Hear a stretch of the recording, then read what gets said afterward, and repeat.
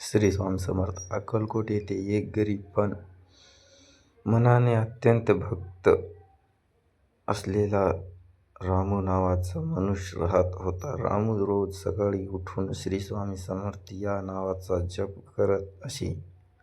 त्याची परिस्थिती खूप कठीण होती. घरात पैशाची कामाची नीट मिळत नव्हते, पण तरीही त्याची स्वामीवरची श्रद्धा कधीच कमी झाली नाही. एक दिवस रामू खूप दुःखी झाला. घरात अन्न नव्हते, मुलं भुकी होते. तो मनाने स्वामीचे नाव घेतला. अक्कलकोटला गेला. स्वामीच्या दर्शनाने मोठी गर्दी होती, पण रामू शांतपणे बसून स्वामीचे नाव घेत राहिला. तेथे वेळेने स्वामी समर्थांनी अचानक रामूकडे पाहिले आणि हसले. स्वामी म्हणाले, "भिवू नकोस, मी तुझ्या पाठीशी आहे." रामूला आश्चर्य वाटले, कारण त्याने आपली मनस्या कोणालाही सांगितली नव्हती. पण स्वामींना सर्व काही माहीत होते. स्वामींनी जवळच्या सेवकाला सांगितले की रामूला अन्न द्या आणि त्याला कामही मिळवून द्या.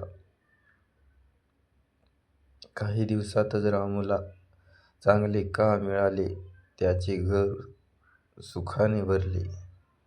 त्याची गरिबी दूर झाली. पण रामूने कधीही स्वामींचा विश्वास पडू दिला नाही. तो रोज स्वामींचे नाव घेत असे आणि इतरांनाही सांगत असे की स्वामी समर्थ श्रद्धा ठेवा, ते नक्कीच मदत करतात. काळ लोटला. रामू गावात आदराने ओळखला जाऊ लागला.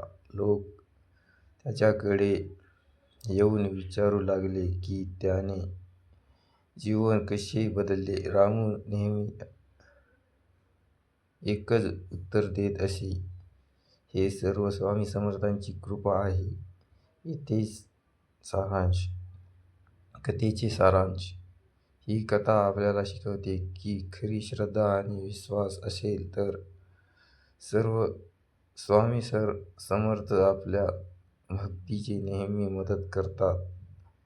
जीवनात कितीही अडचणी आल्या तरी स्वामींचे नाव घेतच राहिले पाहिजे. स्वामी भक्तांना कधीही सोडत नाही आणि योग्य वेळेत त्यांची कृपा करतात. श्री स्वामी समर्थ. जय जय स्वामी समर्थ.